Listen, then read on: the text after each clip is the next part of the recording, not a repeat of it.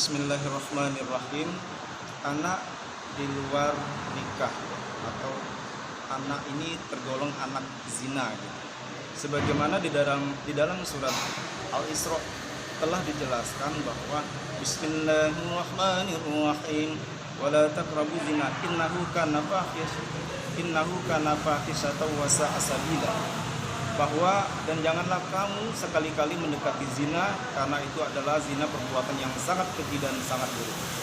Nah, mengenai anak di luar nikah ini, kalau dilihat dari hukum Islam sesuai pasal 3 ayat 1 Undang-Undang Perkawinan, bahwa dia hanya mempunyai hubungan waris dengan ibunya saja yang melahirkan dia itu.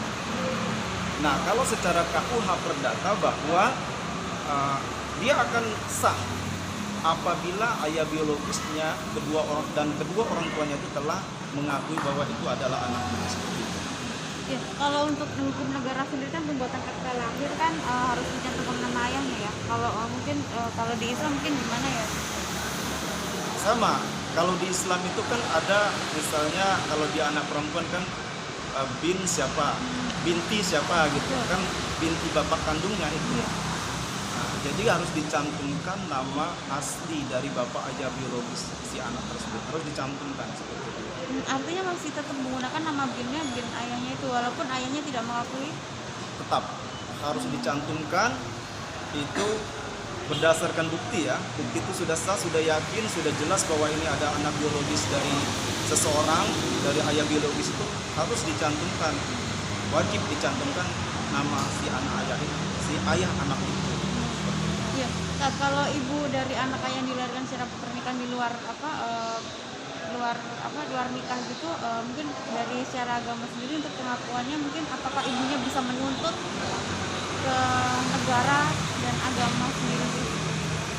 Kalau untuk menuntut itu bisa, karena kan dia minta pertanggungjawaban dari si ayah dari anak tersebut. Yang penting sudah jelas ya, ayah dari anak tersebut adalah si A misalnya.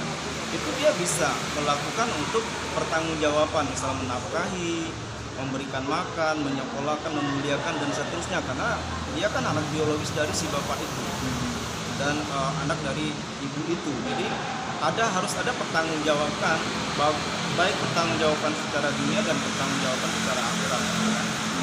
Iya, mengenai kasus Rezky Aditya ini sendiri mungkin sedikit mengikuti ya. Iya. Dimana dia tidak mengakui ada anak kandungnya karena lahir di luar nikah gitu kan. Mungkin secara moral dan hukum Islam gimana? Ya, kalau secara moral sudah jelas ya, siapapun yang terlanjur atau berbuat khilaf segeralah bermohon ampun ya, siapapun orangnya. Dan apabila dia ada anaknya dari hasil hubungan di luar nikah misalnya ya, kalau anak itu tidak salah ya, anak itu seperti tabula rasa ya, dulu mauladu yuladu ala fitrah, bahwa anak itu adalah bagaikan kertas putih, tabula rasa. Beliau adalah bayi suci. Jadi jangan diinikan ya, anak kasihan. Beliau kan tidak tahu sudah Allah takdir kan, bukan iman ke-6 itu percaya kepada takdir, dia sudah ditakdirkan oleh Allah, dia harus lahir ke muka bumi ini. Tetapi selaku orang tuanya yang memang sudah benar-benar sudah jelas dan diyakinkan bahwa dia adalah ayah biologisnya dan ibu biologisnya, harus bertanggungjawabkan kehidupannya. Jadi kasihan si anak. Nah, ini selalu dikorbankan, itu selalu anak ya, kasihan dengan anak seperti itu. Iya, kan dalam kasus Rezky ini sendiri kan sudah sampai di tingkat pengadilan tinggi ya, bahwa di pengadilan tinggi sudah memutuskan bahwa Rezky adalah ayah biologisnya.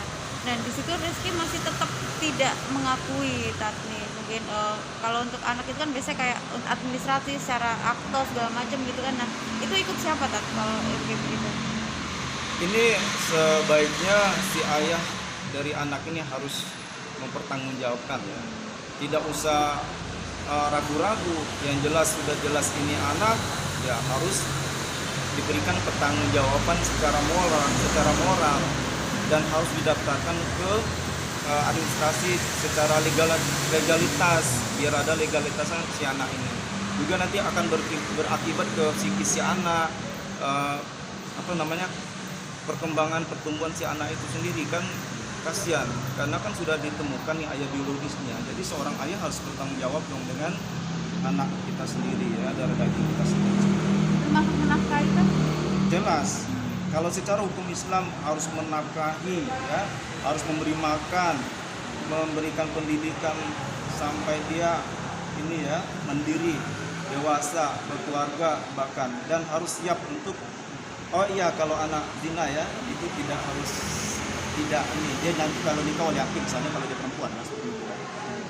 Oke, mungkin gini, dalam kasus Reski, masih dalam kasus Reski ya Kak, ya, mungkin dalam kasus Reski ini si Reski sendiri kan sudah punya keluarga ini sekarang, Iya. sudah punya istri, sudah punya anak. Mungkin apakah ada mungkin sikap yang seperti apa sih mungkin yang harus diberikan istrinya si Reski terhadap si ibu, si anak ini yang wanita yang di luar nikah? Apakah suruh menikahi atau seperti apa sikap yang baik? Kalau untuk menikah itu memang kesepakatan dari kedua belah pihak. Kita tidak bisa memaksa, itu kan sudah kecocokan hati.